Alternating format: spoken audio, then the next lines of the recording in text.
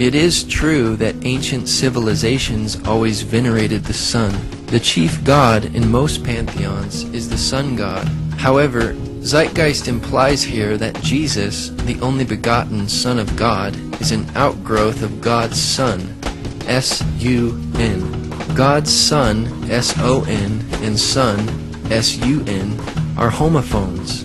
But this argument cannot be made in other languages, so the point is invalid.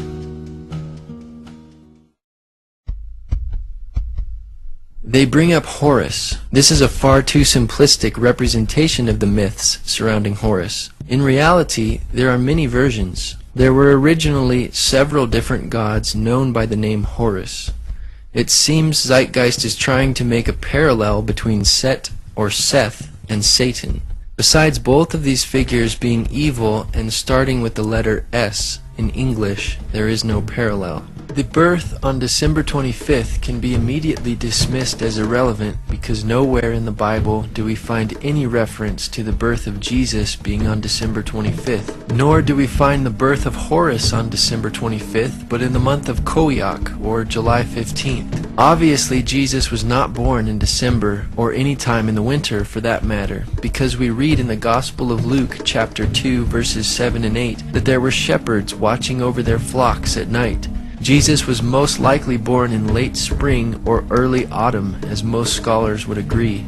This date of December 25th was chosen about 300 years after the origins of Christianity in AD 354 by Roman Bishop Liberius of the Roman Catholic Church, based upon pagan thought and coinciding with the pagan sun god worship observance of the winter solstice and the Roman traditions of Saturnalia, rather than on biblical truth. This is why many Christians do not celebrate Christmas, because it is irrelevant to the Bible and rooted in pagan practice. Regarding Isis being known as Isis Mary, there is no scholarly information to substantiate this claim. There is also no evidence that Isis was a virgin in the myth. Translated from the Hymn of Osiris, the myth distinctly says Isis drew from him his essence. Various Egyptian scholars state very clearly that Isis was not a virgin when she gave birth to Horus, as Mary was when she gave birth to Jesus. For example, Richard Wilkinson, author of Complete Gods and Goddesses of Ancient Egypt, states, "Through her magic, Isis became pregnant by him, eventually giving birth to their child, Horus." As for the star in the east claim, there is no such myth in the story of Horus. There is no evidence in Egyptian astrotheology that they assigned the alignment of Sirius, the star in the east, to signify the birth of Horus. Neither is there any mention of any kings of any number. Even if Zeitgeist was right about this claim, it is irrelevant, because the Bible does not number the men that came to Jesus' birth, nor were they kings, they were magi, or wise men. Horus becoming a teacher at age 12 is nowhere to be found in the accounts of Horus. There is a form known as Horus the Child, but he wasn't a prodigal teacher. He was kept hidden away in the papyrus marshes by his mother until he was ready to be ruler of Egypt. In addition, no bibliographic material suggests Horus had a ministry, much less at the age of 30, nor was he baptized by Anup. The character Anup, which is also known as Anubis or Anpu, means royal child and is usually depicted as a jackal-headed or wild dog-headed man. Anubis was the lord of embalming, and through this is connected with incense and perfumery, but not baptism. Neither are there any statements to the effect that Horus had 12 disciples. Mention of Horus's followers are in the translation of the Liturgy of Funeral Offerings, the 4th ceremony. Actually, Horus had 4 followers called Hiru Shemsu. There is another reference to a group of 16 followers of Horus known as Mesnui, or blacksmiths. While 16 minus 4 is 12, this cannot be the intention of Zeitgeist. The total number of followers here is 20, not 12. In regard to performing miracles, there was some magic associated with Horus, but this is with Horus the child, not with Horus the elder or his adult forms. Horus on the crocodiles was a common manifestation of the importance of Horus in healing ritual. The power of this healing seems to come from his mother, Isis, who is indeed the goddess of immense magical power. It is not unusual, though, to find reference to miracles in reading any ancient or modern-day literature.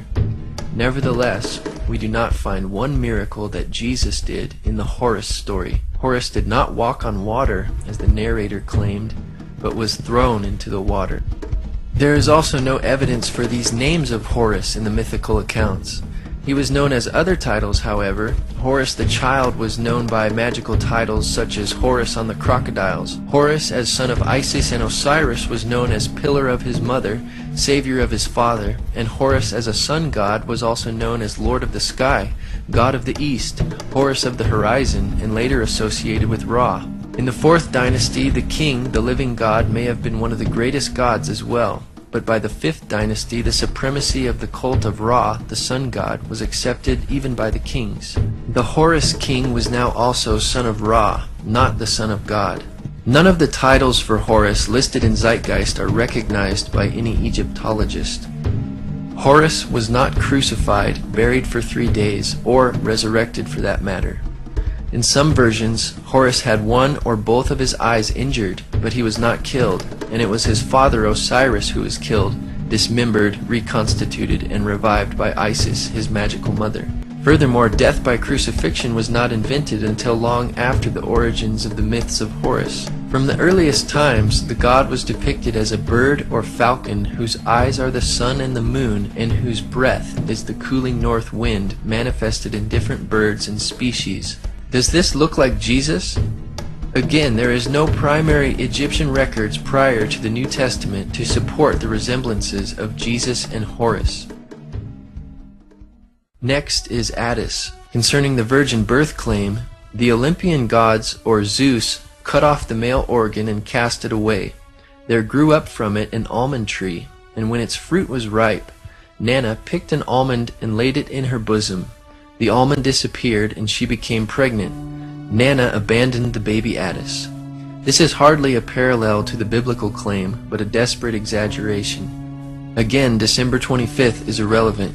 After Attis was tended by a he-goat, Attis fell in love and was not crucified, but castrated himself under a pine tree, which in no sense can be seen as death by crucifixion on a tree or a cross. Then Cybele restored Attis to life. Many critics refer to this as the resurrection of Attis, though there is no mention of a tomb or a 3-day period. Additionally, apologetics author Charlie Campbell states, the alleged resurrection of Attis isn't even mentioned until after 150 AD, long after the time of Jesus. Furthermore, Dr. Walter Burkert, a Greek religion scholar and author, stated, there is no evidence for a resurrected Attis. Even Osiris remains with the dead. As the Princeton theologian J. Gresham Machen points out, the myth contains no account of a resurrection. All that Cybele, the great mother goddess, is able to obtain is that the body of Attis should be preserved, that his hair should continue to grow, and that his little finger should move. Dr. Ronald Nash adds, it was only during the later Roman celebration, after AD 300, of the spring festival that anything remotely connected with a resurrection appears. Concerning Krishna, in Joseph Campbell's book Occidental Mythology, page 342, he stated, Krishna, whose terrible uncle Kansa was the tyrant king, the Savior's mother Devaki was of royal lineage, the tyrant's niece, and at the time when she was married, the wicked monarch heard a voice mysteriously, which let him know that her 8th child would be his slayer. He therefore confined both her and her husband in a closely guarded prison where he murdered their first 6 infants as they came. According to this story, the mother Devaki had 7 children before Krishna was born. This would not make Devaki a virgin. Distinguished professor of Hinduism in India, Vasudha Narayana, PhD, University of Bombay, said, I've never heard of Krishna being born of a virgin, either through Sanskrit or vernacular texts, or even folklore. And born on December 25th, wow. The text says explicitly he was born on the 8th day of the waning moon in the month that now comes between approximately August 15th and September 14th. I can't imagine why people would sit back and cook up all these conspiracies. The only mention of stars in Krishna's birth within Hindu literature is in the Bhagavata Purana, chapter 10, 3, 1-5. Then there was the supreme hour, all auspicious and most suitable, with the constellation of Rahini rising, and all the stars and planets in a favorable position. Everywhere was peace. The multitude of stars twinkled in the sky, and cities, towns, pasturing grounds, and mines were at their best. the minds of the saintly oppressed as they had been by the Asura, Kamsa and his men, turned perfectly contented when in that situation the kettle drums together resounded with the unborn one to be born. Twinkling stars in the sky are far from the biblical account of a star in the east signaling Jesus' birth. In the film Zeitgeist, author Edward Carpenter is cited for providing this information on Krishna's supposed miracles and resurrection. Carpenter, in his book Pagan and Christian Creeds, stated, "To go into the parallelism of the careers of Krishna, the Indian sun god, and Jesus would take too long, because indeed the correspondence is so extraordinarily elaborate." He then cites Robertson's Christianity and Mythology as a reference. Then Robertson transcribes the outline of the well-known Krishna saga as follows. The son of Devaki, the two brothers grew up in the midst of the shepherds, slaying monsters. Arrived at adolescence, the two brothers put to death Kamsa, and Krishna became king. He continued to clear the land of monsters. After having been present at the death of his brother, he himself perished, wounded in the heel by the arrow of a hunter. Thus we read in the well-known Krishna saga that there is no virgin birth, no star, and no miracles. The comparisons are not so extraordinarily elaborate after all. Robertson also stated, "The case in favor of the assumption of Christian priority has been in a general way strengthened by the precise investigation of Hindu literature, which has gone to show that much of it, as it stands, is of far later redaction than had once been supposed." Thus, Zeitgeist cites Carpenter, and Carpenter cites Robertson, who admits that Hindu literature is of much later publication than previously assumed, and therefore any similarities between Christianity and Hinduism were borrowed by the Hindus and not vice versa. In the long Indian epic poem, the Mahabharata, Book 16, there is an account of the death of Krishna. It reads, "Having restrained all his senses, speech and mind, Krishna laid himself down in high yoga. A fierce hunter of the name of Jara then came there, desirous of a deer. The hunter, mistaking Krishna for a deer, pierced him at the heel with a shaft and quickly came to the spot for capturing his prey. Coming up, Jara beheld a man dressed in yellow robes, wrapped in yoga, and endued with many arms. Regarding himself an offender and filled with fear, he touched the feet of Krishna. The high-souled one comforted him and then ascended upwards, filling the entire welkin with splendor. Krishna died and ascended, but there is still no resurrection, as claims Zeitgeist. It's hard to imagine how this blue Indian man could be mistaken for Jesus, or a deer for that matter. The only similarity we have here is an ascension, which is not even mentioned in Zeitgeist. Even if you do want to take Zeitgeist's premise that the ascension account might have been borrowed, then who borrowed from who? The earliest testimony for the complete text of the Mahabharata dates to the 1st century AD by the Greek sophist Dion Chrysostom. The available accounts of Dionysus' birth indicate that Dionysus was not born of a virgin. In the best-known myth, Dionysus was born through an affair between Zeus and a princess. In another version, Zeus mated with his daughter Persephone, and she bore Dionysus. Dr. Edwin Yamauchi, professor of history at Miami University, confirms, there is no evidence of a virgin birth for Dionysus. As the story goes, Zeus, disguised as a human, fell in love with the princess Semele, the daughter of Cadmus, and she became pregnant. Also, not only is December 25th irrelevant to Jesus' birth, there is also no reference to Dionysus being born on December 25th in any scholarly literature. Even some of Zeitgeist's sources, Timothy Freke and Peter Gandy, note that Dionysus' birth was celebrated on January 6th by some in Alexandria, which makes it of no relevance for copycat claims. Indeed, Dionysus was a traveling teacher. At any rate, this is a vague similarity that could be found in most ancient and modern literature concerning any figure with a message to share with others. But there are differences as well. Dionysus wandered the world accompanied with wild women, flushed with wine, shoulders draped with fawn skin, whereas Jesus traveled the limited area surrounding Jerusalem, providing moral teachings. Though there are accounts of Dionysus filling empty vessels with wine, there is no reference to Dionysus turning water into wine, as Zeitgeist claimed. And it is not surprising that Dionysus performed miracles involving wine, since he was the god of wine. One historical study explains, The ancient literature says that there was a spring with clear, sparkling, wine-colored water, very pleasant-tasting water in which the newly born Dionysus was bathed. Also, a spring in the temple flowed with wine. At Elis, the priests of Dionysus placed 3 large empty cauldrons in a sealed room to find them filled with wine when they returned the next day. However, from these references it is obvious that there are significant differences between the Dionysus legend and the story in John 2. The spring flowed with water, and the one at Andros flowed with wine, not wine that had once been water. And the empty cauldrons in the Elis temple were filled with wine rather than water subsequently changed into wine. Key elements in John's story. These differences have convinced most scholars that John or his tradition is not dependent on the Dionysus legend for this story. Research professor Dr. Donald A. Carson wrote, "Older attempts to interpret this sign as a Christianized version of the Dionysus myth or of related stories have largely been abandoned in the light of evidence that the alleged parallels are wholly inadequate." Zeitgeist's source for these titles of Dionysus, Acharya S., only says he was considered the only begotten Son, Alpha and Omega, etc., not that he actually was known by these titles. She has absolutely no source for the title King of Kings, which is a generic term in the first place, and secondly does not even suit Dionysus, since Zeus was the head god according to mythology. Nor does the title Only Begotten Son suit Dionysus, since Zeus had several offspring including Athena, Apollo, Artemis, Hermes, Persephone, Dionysus, Perseus, Heracles, Helen, Minos, and Muses. James Frazer, author of The Golden Bough, is cited in Zeitgeist for this claim of the resurrection.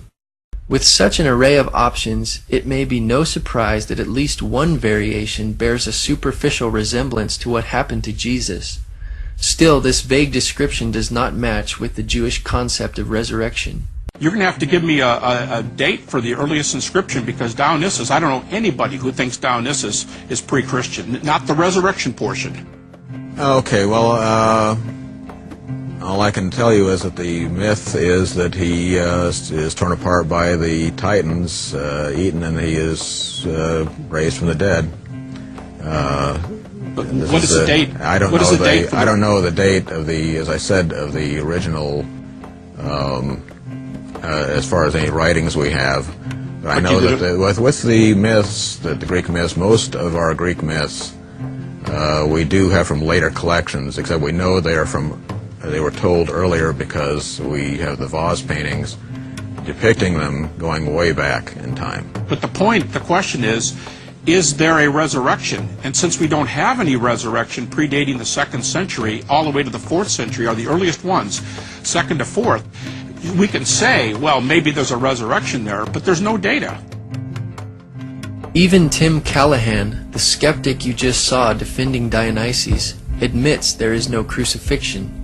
Even the skeptic Tim Callahan critiques the movie Zeitgeist, saying, "Perhaps the worst aspect of Part 1 of Peter Joseph's internet film Zeitgeist is that some of what it asserts is true. Unfortunately, this material is liberally and sloppily mixed with material that is only partially true, and much that is plainly and simply bogus. The evidence for Jesus as a real historical personage, though meager, is solid." Mithra is the only one of these pagan gods mentioned that could have conceivably come in contact with Christianity. As the late Dr. Ronald Nash puts it, Mithra was supposedly born when he emerged from a rock. Unless this rock was a virgin, there is no virgin birth for Mithra. For the last time, December 25th is irrelevant to origins. The claim of Mithra having 12 disciples comes from Zeitgeist sources, Acharya S., Timothy Freak, and Peter Gandy, yet there is no documentation for this claim in their books. Acharya S., Timothy Freak, and Peter Gandy now acknowledge that they got this idea of 12 disciples from a scene where Mithra is framed by 2 vertical rows of 6 pictures of what seems to be human figures and Mithra in the middle. The reliefs come from the 2nd century AD. Even if these reliefs were dated prior to Christianity, the Iranian Mithras had a single companion, and the Roman Mithra had 2 helpers, which were tiny torch-bearing likenesses of Mithra himself. Mithra also had a number of animal companions, a snake, a dog, a lion, a scorpion, but not 12 of them. Mithra did perform a number of actions rather typical for any deity worldwide, true or false, and in both his Iranian and Roman incarnations. It must be remembered, however, that some general similarities would normally apply to any religious leader. However, these are not objects that require some theory of dependence. Besides, the mysteries were not practiced until the 1st century AD, and Mithraism reached the height of its popularity around the 3rd and 4th centuries, when it was particularly popular among the soldiers of the Roman Empire. But that rules out the possibility of influence on Christianity. In his book, Image and Value in the Greco-Roman World, Richard Gordon writes that there is no death of Mithras, and thus there is no resurrection of Mithra, nor is there a 3-day burial. Zeitgeist sources Freakin' Gandhi claim that the Mithraic initiates enacted a similar resurrection scene, but their only reference is post-Christian Tertullian's Prescription Against Heretics, chapter 40, which is also quoted in the Zeitgeist addendum. In context, this in no way proves Zeitgeist's point, because Tertullian was explaining how Mithraic practices, which were introduced into Roman culture after Christianity, copied Christianity. Mithraic practices were not even in existence in the 1st century when Christianity began, but they were beginning to emerge in Tertullian's time and apparently copying Christian and Jewish beliefs. The complete passage reads, "The devil, of course, to whom pertain these wiles which pervert the truth, and who by the mystic rites of his idols vies even with the essential portions of the sacraments of God, he too baptizes some. That is, his own believers and faithful followers he promises the putting away of sins by a layer of his own. And, if my memory still serves me, Mithra there, in the kingdom of Satan, sets his mark on the foreheads of his soldiers, celebrates also the oblation of bread, and introduces an image of a resurrection. Therefore, in the very source cited by Zeitgeist and Freakin' Gandhi, Mithra celebrates and introduces an image of a resurrection, which can hardly be seen as a resurrection of Mithra, or for Mithraic initiates. Additionally, Tertullian's writing is significantly after the New Testament times. Dr. Ronald Nash affirms, "No claim can be made that Mithras was a dying and rising god. The tide of scholarly opinion has turned dramatically against attempts to make early Christianity dependent on the so-called dying and rising gods of Hellenistic paganism.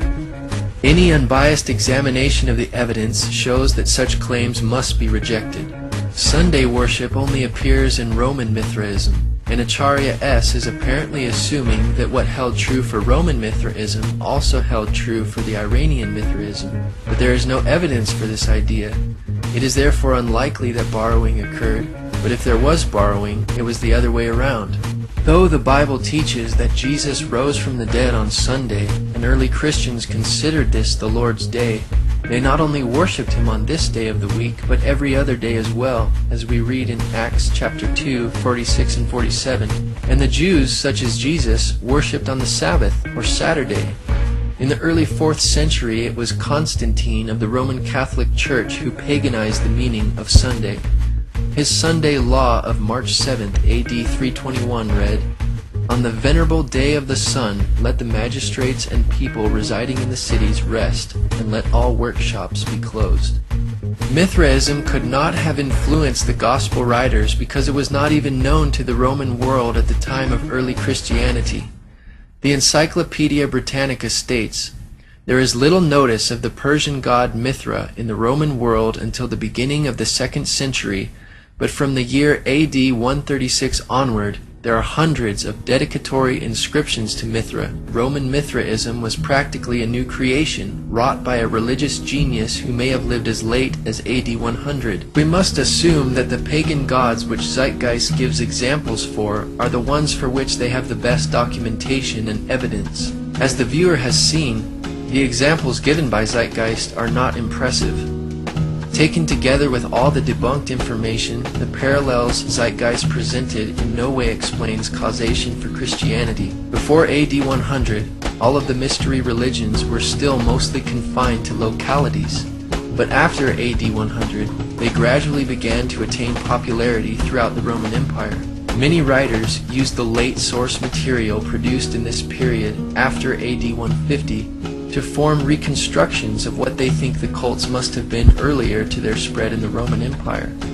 All of these sources and authors cited for these claims in the film Zeitgeist are not original primary sources, nor do they cite such primary or original material in their bibliographies. Even the majority of atheists and non-Christian scholars have rejected the idea that Christianity has been borrowed from ancient myths, including the well-respected Sir Edward Evans Pritchard, who wrote, "The evidence for this theory is negligible."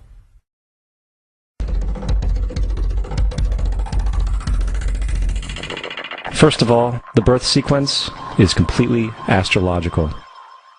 The star in the east is Sirius, the brightest star in the night sky, which, on December 24th, aligns with the three brightest stars in Orion's belt. These three bright stars in Orion's belt are called today what they were called in ancient times, the Three Kings. And the Three Kings and the brightest star, Sirius, all point to the place of the sunrise on December 25th. This is why the Three Kings follow the star in the east, in order to locate the sunrise, the birth of the sun. Once again, even if you were to label the three stars in Orion's belt the Three Kings, it would be irrelevant to the Bible, as is December 25th irrelevant. Though the Magi, not kings, presented three gifts, nowhere do the Bible writers make an issue of there being three of them in number. Apparently, it was insignificant to the Gospel writers, and so it is to us as well. This entire astrological premise is problematic. Not only does Sirius align with the three stars in Orion's belt 365 days a year, and not only in December, but they are more or less aligned to the sun for almost all of the winter months. There is nothing at all special about December 25th. In fact, it is by December 25th that Orion is almost totally below the horizon. It would be much more accurate of Zeitgeist if this event was said to happen a month or so earlier. The Virgin Mary is the constellation Virgo, also known as Virgo the Virgin. Virgo in Latin means virgin. Virgo is also referred to as the house of bread, and the representation of Virgo is a virgin holding a sheaf of wheat. This house of bread and its symbol of wheat represents August and September, the time of harvest. In turn, Bethlehem in fact literally translates to house of bread. Bethlehem is thus a reference to the constellation Virgo, a place in the sky, not on earth. Bethlehem indeed means house of bread. Nevertheless, there is no basis for concluding that Bethlehem was a fictitious place which was fabricated based upon the constellation Virgo in the sky. The existence of Bethlehem is attested by biblical and extra-biblical sources. First, Old Testament authors prior to the 1st century mention Bethlehem. Also, the Jewish historian Josephus mentions Bethlehem as the location where King David was anointed to be future king of Israel. J.B. Hennessy reports of the archaeological evidence demonstrating that Bethlehem was inhabited during the Iron Age and the 1st century. He recorded, "Perhaps most important has been the isolation in 1969 of the Iron Age tell. The limits of the Iron Age occupation, while not entirely clear, appear to be on the flat surface of the slopes immediately beneath the basilica and to the east. The work was carried out by Israel Archaeological Society. Bethlehem appears to have been a major area of occupation from the Paleolithic period." Former astrologer and author of Spellbound, The Paranormal Seduction of Today's Kids, Marcia Montenegro wrote, "You can't just make a story out of names like Virgo, Leo, Taurus, etc. And why doesn't the story begin with Aries? If it did, then Leo comes before Virgo, yet Leo is supposedly Jesus, the Lion of Judah. It seems it would come after Virgo, not before, in a story." There's another very interesting phenomenon that occurs around December 25th, or the winter solstice. From the summer solstice to the winter solstice, the days become shorter and colder. And from the perspective of the northern hemisphere, the sun appears to move south and get smaller and more scarce. The shortening of the days and the expiration of the crops when approaching the winter